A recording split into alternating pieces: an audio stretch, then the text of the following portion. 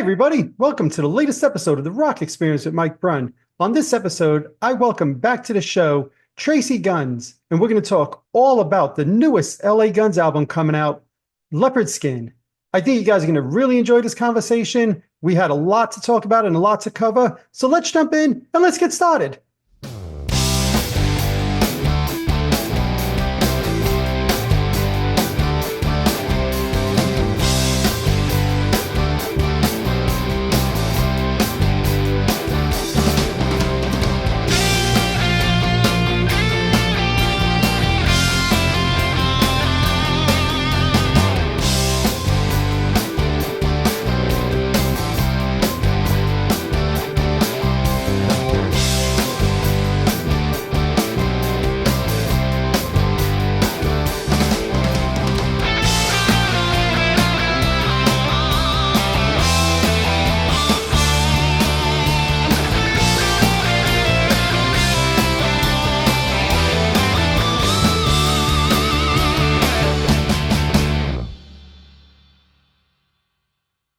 Awesome. So, Tracii, first, I just want to start off by welcoming you back to the show and congratulations on the forthcoming release of Leopard Skin, LA Guns' 15th album. I have to ask you this, it's been, 4 decades now that you've been doing this in the business, if not longer.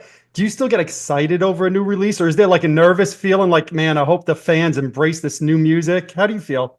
I get excited because I've been listening, every time a record comes out, there's a 6-month period after it's done, So it kind of gives me excitement to know that it's out and then I get to start working on another one. It's kind of more like that.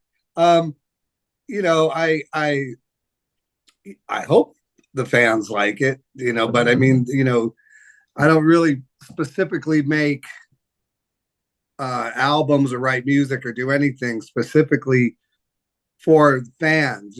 I just kind of figure, well, they like Phil's voice, and they keep coming around. So, so for me, it's more of like, just really always kind of putting a puzzle together, and in that way, it's a hobby, I guess. Right.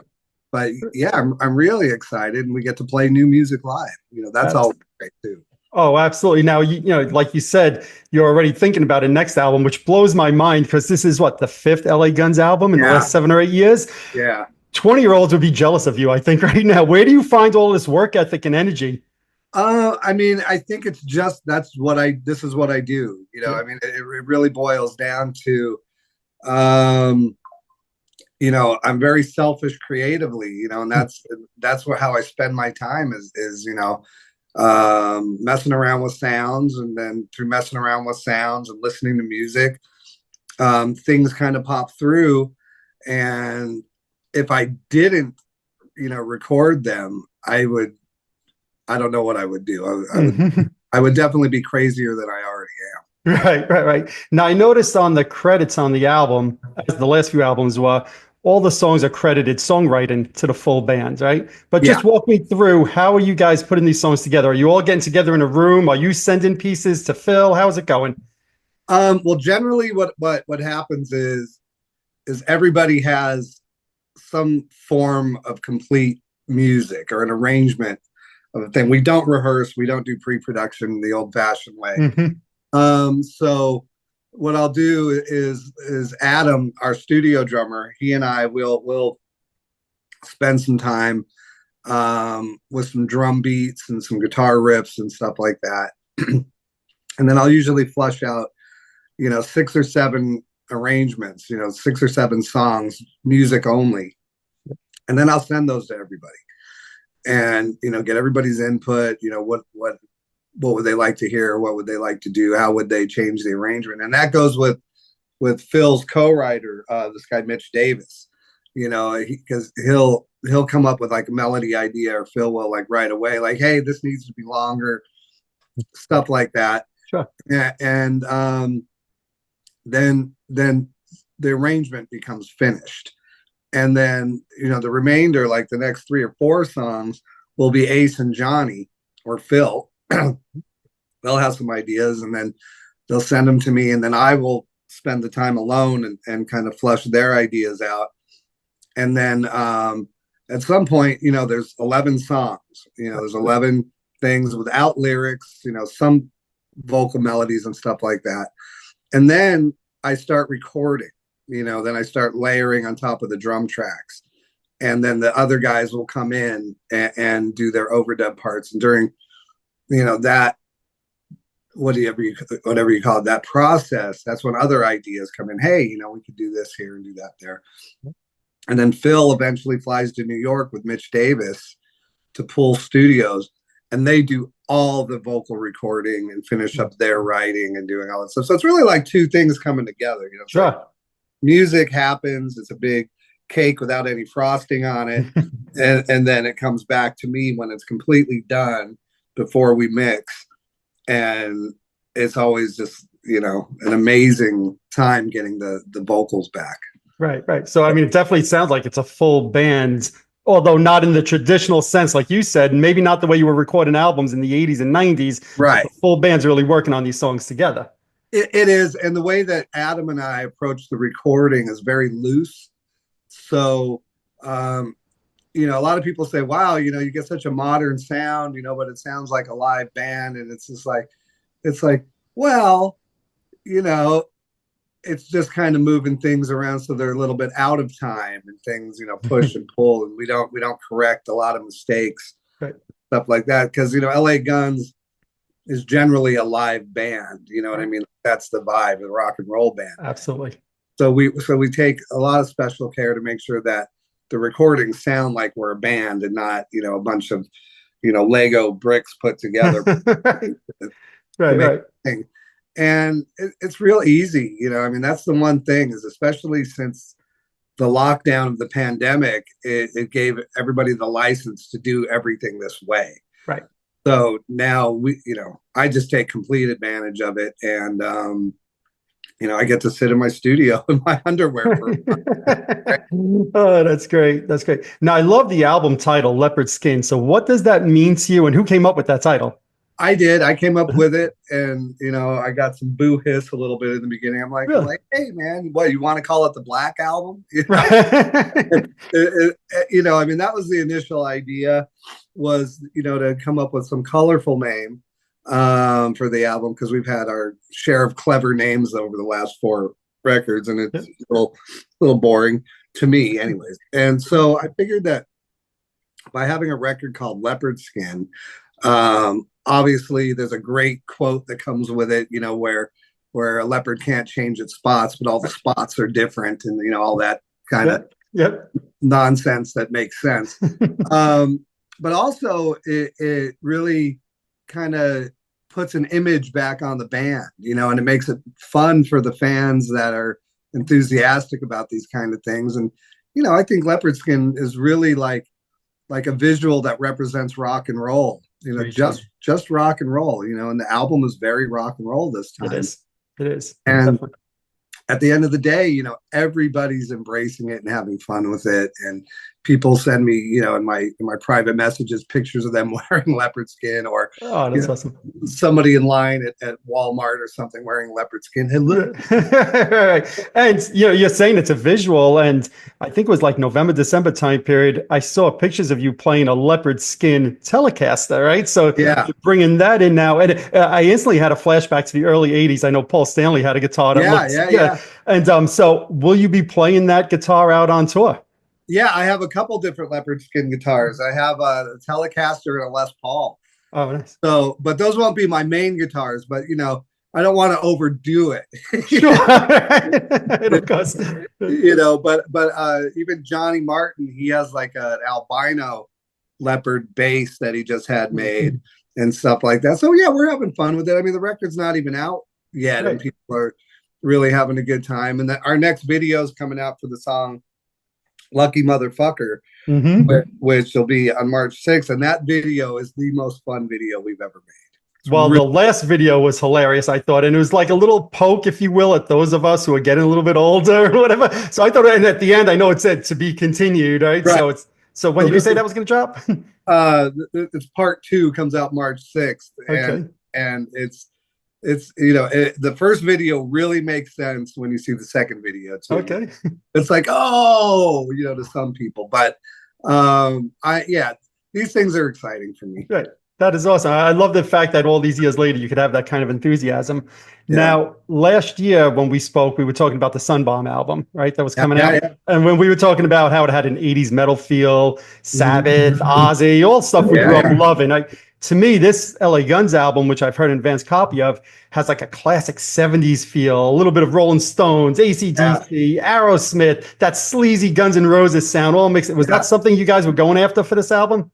It's definitely something I was going after. Okay. Definitely, I wanted to shift all the way there because I dabble in metal so much, Yes. and metal's really that's what I'm best at.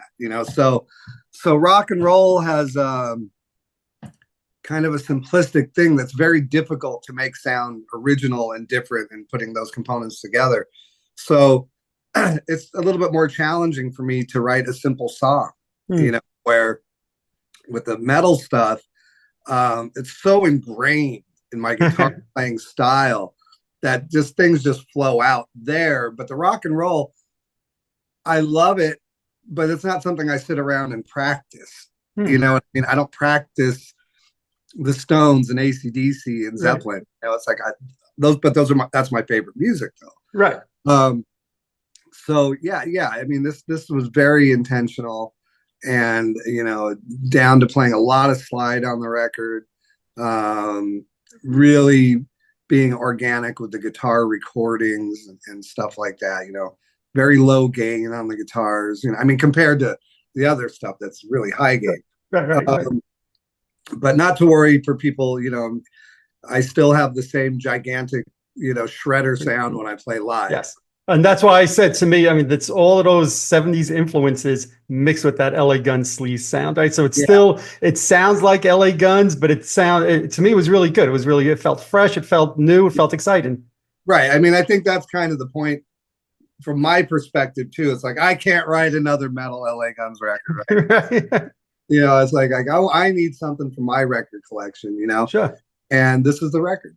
Right. Well, then, so let's talk about, because this one caught my ear instantly, Runaway Train. Right. Talk about a little bit of a curveball, right? It has like a 50s blues feel. I don't know. You tell me. Yeah, You're a better musician, obviously, than I'll ever be, but talk about that song.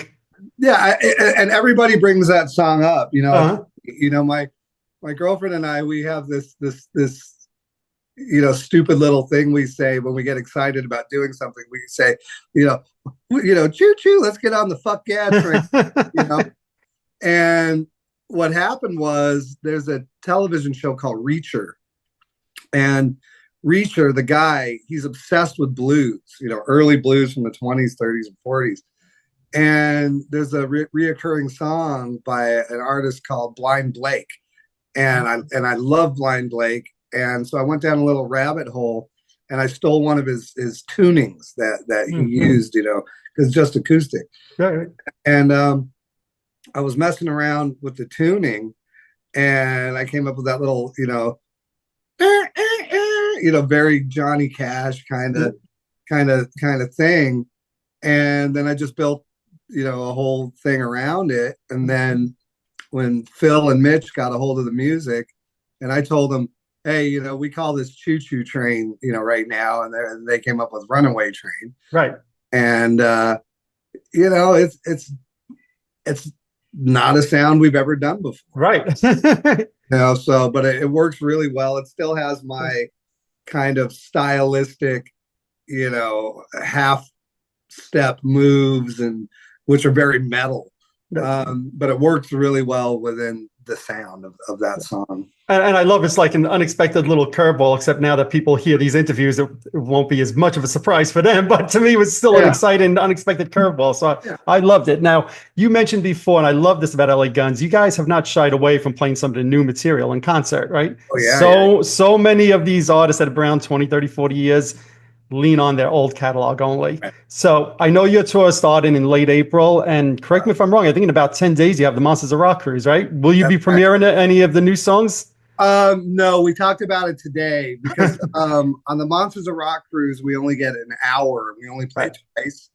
So, and we're not rehearsing before we get on there. So we better be safe than sorry, and not Right. try to cram something in there. I mean, there's always a possibility. We sound check, Lucky Motherfucker or something, and Okay. if it sounds good, then there's no reason we wouldn't do it. Right. But I wouldn't count on it yet.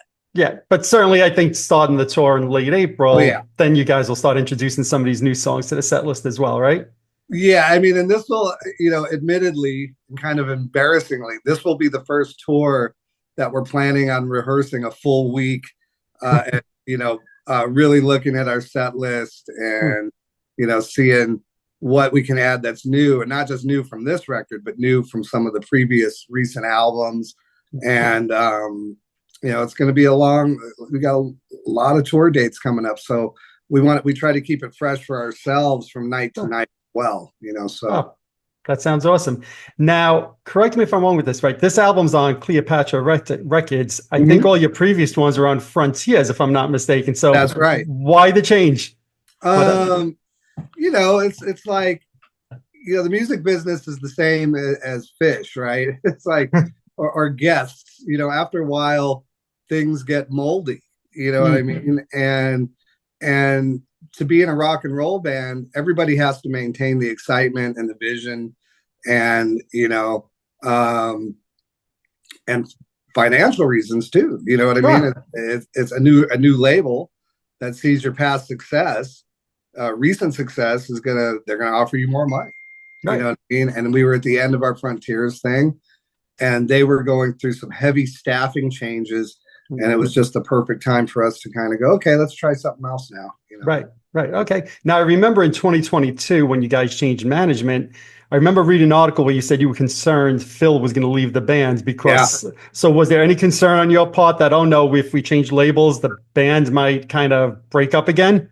No, not in this case. This was a all hands on deck decision. And I mean, we have a very long connection with Cleopatra Records. Brian, the owner, he started his career making LA Guns and Guns N' Roses t-shirts when we were still in the club. Right. We've known each other forever, and this was the right opportunity for us to all hop on board together and start fresh. Sure. And everybody's excited, and it makes all the difference in the world. Absolutely. Now, I don't know if you had a chance to see this yet. I just saw it like in the last half hour or an hour. Riley's LA Guns said that they were calling it quits. Did you see that? Did not see it. I'm assuming that's probably welcome news to you and your team. And I would think it's better for business that there's not two LA Guns out there. It's less embarrassing for them. I mean, we don't care. I mean, okay. You can. I don't care who calls their band. Joe Blow's LA Guns. That they have to live in that house, not us. Right. But good for them for stepping up and realizing, that it's a brick wall all around them. So that it makes sense. Sure, absolutely. Now, you were talking before about how you love writing, right, and putting out LA Guns albums every 2 years. But you've also been working on other things on the side, whether it's Blackbird Angels with Todd Kearns. I mentioned before the Sunbomb album. Last year, you put out an album with Jack Russell. Rest in peace. Is there any other material with Jack that you recorded? Because it's his last album he ever recorded. Any other material you have with Jack Russell? I'm not sure, to be honest with you, because I didn't write any of the music. So it was a batch of songs that came in when I recorded it, and I recorded everything. So I'm not sure if everything ended up on the record or not. I don't remember right this second. Fair enough. But the whole thing's really sad to me, and I've really shied away from the whole thing because Jack and I had always wanted to do a record together. I mean, this goes back 15, 20 years where we could really get into some swampy ass blues, Led Zeppelin, Jeff Beck kind of stuff, because that's where both of us really shine from those influences, let's say, and we talked about it several times. And then what had happened was, Jack went through a series of health issues and ultimately leading to his death. But um, the label came to me and said, "Hey, Jack says that you guys want to do a record together." I was like, "Oh yeah, we've talked about that over the years." And I said, "I'll get right on it." I mean, I know what Jack's into, and we'll come Mhm. up with a tune. Oh no, we have these other writers, that are already in place to do this. And I was like, and it was too late. I was like, oh man, okay, how bad could it be? Mhm. So stuff came in, with the original writers singing on the stuff, and it was fine. Very dated sounding though. It didn't have any fresh kind of appeal to me personally. Sure. That I'm not a critic, you know what I mean. But I know what I have to work on Right. if it inspires me or not. And your name is going on it. And my name is going on it. Yeah. So I'm not running anybody in the ground. It's just that when I heard the batch, I was like, okay, okay, I can do this. You know what I mean? It Mhm. was more of that thing. And the interesting thing is that Shane, the drummer, and Johnny Martin are the rhythm section on it. So it's really like this little mini version of LA Guns with Jack singing and some keyboards and things like that.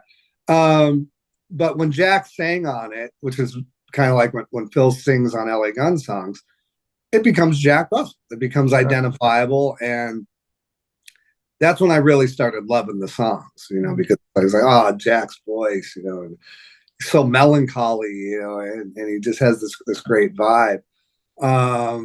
So, but in the end, we didn't really promote it because we weren't really that involved with it. I Right. think when I had finished recording the guitars, Jack had to go into surgery and then heal before he could even attempt to start working on the album.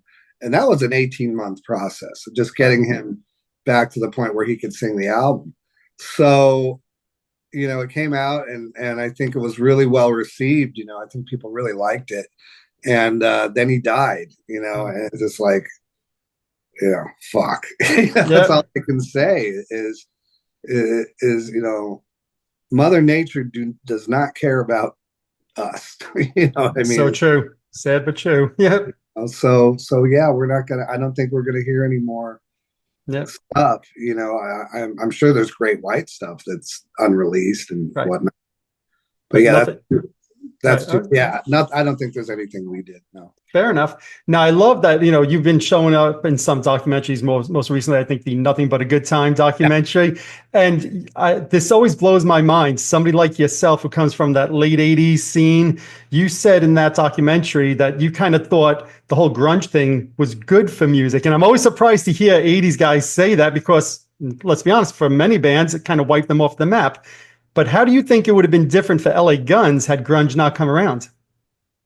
I don't think it would have been any different for us, and Okay. maybe that's why I don't have the same thing. I think the people that are pissed are the people that are in doing music for the wrong reason. Hmm. You Great know, point. you're supposed to write and record and perform because you love what you do.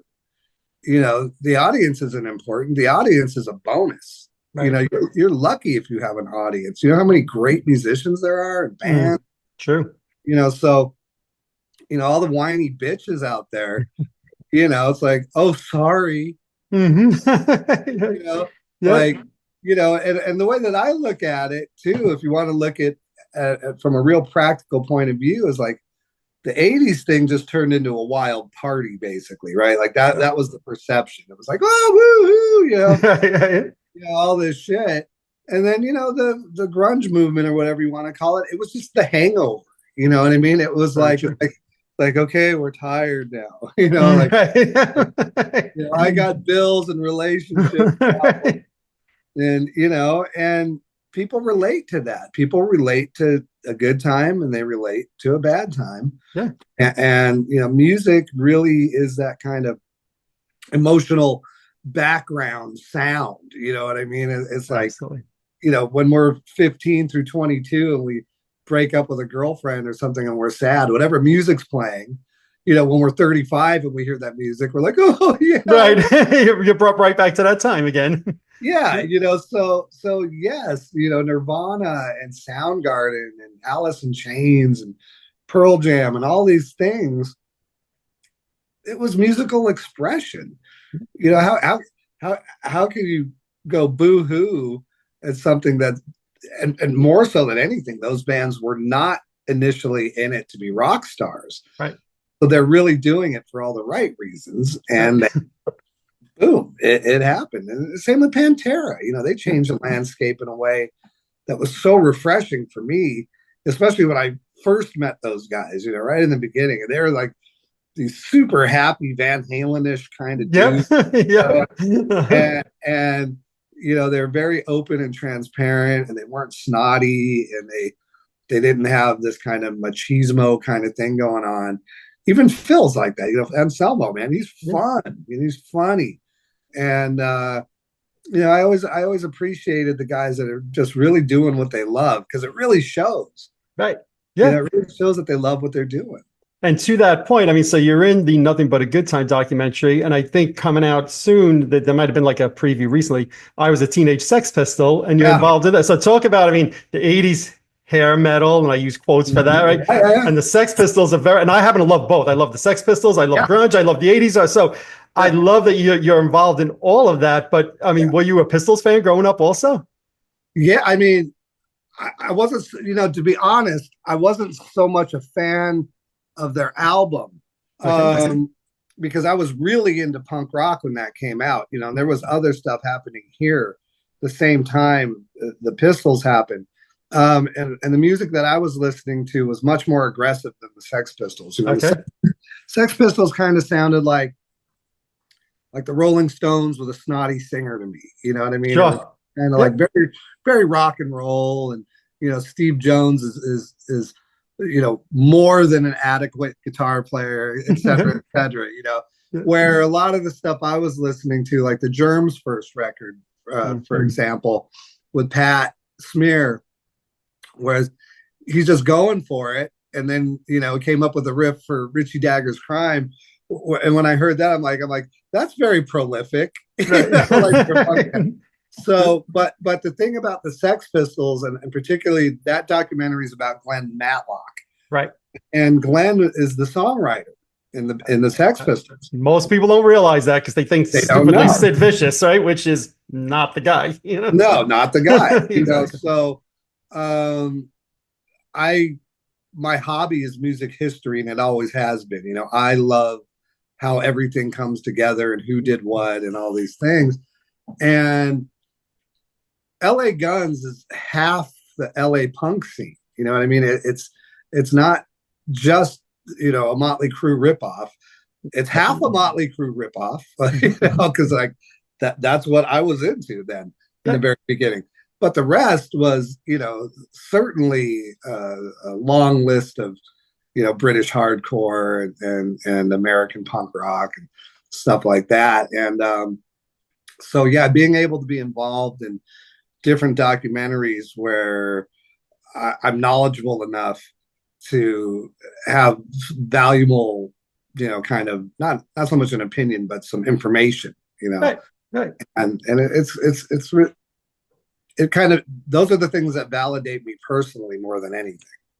Hearing you talk about this is so, I've always for 25 years wondered, Tracii, Poison, I don't see that connection there. I know you recorded ultimately with Ricky Rocket, but hearing your love for music history and all of that, it makes me say, all right, maybe, even though sonically in my mind, and I know you guys never actually performed publicly, but I'm like, I don't hear that sonically. Tracii's such a different guitar player in my ears than CC DeVille. Love both of you guys. Very different though. Right. Do you think, like, looking back on that, could that have worked, you and Poison, long term? I think from a professional musician's point of view, yes. Certainly, to make 10 grand a week at the time, to hang out with guys that are, my oldest friends, in the music business, and play songs that are fairly simple. Yeah, I mean, where's the downside, really? But from the creative point of view, I remember, we're at rehearsal, and we had who's the big producer that did The Wall? Oh God. Anyways, we had that guy. Okay. He was gonna produce the record. Hmm. Really intelligent guy, but also a really smart guy. Right, Not just right, intelligent but smart. Okay. right, right. So we're down there, and I'm playing stuff, and me and Bobby sit down, and he goes, you don't need to be that good in the band, like let me put some chord changes together, and then we'll figure out what to sing over it. And I was like, okay. Yeah. Right. We don't need to be like Aerosmith. We don't need to be like, Right. we just need to have Poison songs. And, but when we jammed the Poison songs, because I did learn like 5 or 6 of them, they got really heavy. That was the thing that Sure. that was kind of hard to get away from, is just the way that I do fills and play rhythm is very different, I guess, than Cece at the end of the day. Right. Which is definitely not, I don't think that Poison fans would really appreciate that so much. Like they're not there to see the serious, Randy Rhoads influenced metal guitar player. You know what I mean? They're there for nothing but a good time, right? Exactly. And I could have fit the role. But I mean, it didn't end up happening anyways. Cece found out that I replaced him, and boy, did he raise his stink. Were you guys smart enough to record anything that you guys did together? No. Damn it. Hey, at the end of the day, we're musicians. We don't have any forethought. Oh, damn. Because I'm like, man, I'd pay good money to hear that. 1 or 2 other questions, then I'll let you go, right? But obviously, the new album's coming out. Do you feel like a lucky motherfucker? Yeah, I do feel like a lucky motherfucker. That's awesome. I really do. And if I can go another 20, 30 years, be an old man, a real old man, and still play guitar, then I'll really be a lucky motherfucker. And do you think Phil will be, I know he's a few years older than you. Do you think Phil will be able to continue going at it as well? If he just, I mean, he sounds great still. Yeah. I mean, he is the vampire in the band. So, so far, so good. That's all I can say. Absolutely. Absolutely. And obviously you're still in the Los Angeles area all these years later. So many of your friends move out to Vegas and Nashville. Do you think still being in LA impacts the type of songwriter you are? I think so. I think, having the surrounding, kind of lifestyles and kind of, subliminal, waking up every day and seeing the Hollywood sign, going down coffee on the Hollywood Boulevard, stuff like that. That's who I am, and it's who my family is. My family, we're 3 generations here. So it's I think it helps because, my other place where I have a home is Denmark. And a lot of those records, like the Sunbomb and the Blackbird Angels and a couple of the LA Guns records, I wrote over there and recorded over there. And they're so much darker than the stuff I come up with here. Right. Interesting. So that it really does have an effect. Interesting. Well, the new album's coming out April 4th. Anything else you want your fans to know about before we wrap this up, Tracii? Long live rock and roll. Absolutely. Absolutely. Well, I've heard the album ahead of time. I think your fans are going to love it. I think they're really in for a treat. Thank you for your time today, Tracii. We look forward to seeing you out on the road and hearing some of the new songs in concert. Woohoo! Let's do it. Yes, and enjoy the Monsters of Rock cruise. Okay, thanks, buddy. You got it. Thank you. Talk to you soon. Alrighty, there you have it. I'd like to thank Tracii for the time today talking all about the forthcoming LA Guns album, Leopard Skin, set to be released on April 4th. You guys are definitely going to want to keep an eye out for that one. I think you're going to really like it. Thanks again, Tracii, for your time today. If you're watching this on YouTube, hit that subscribe button below. If you're listening to one of my podcasts, subscribe over there as well. Also, head on over to Facebook and follow my page, The Rock Experience with Mike Brunn, where each and every day we talk about all the rock and roll music that you love. You could also follow me on Instagram and Twitter as well. That's it for this episode. Thanks for watching. Thanks for listening. See you all next time.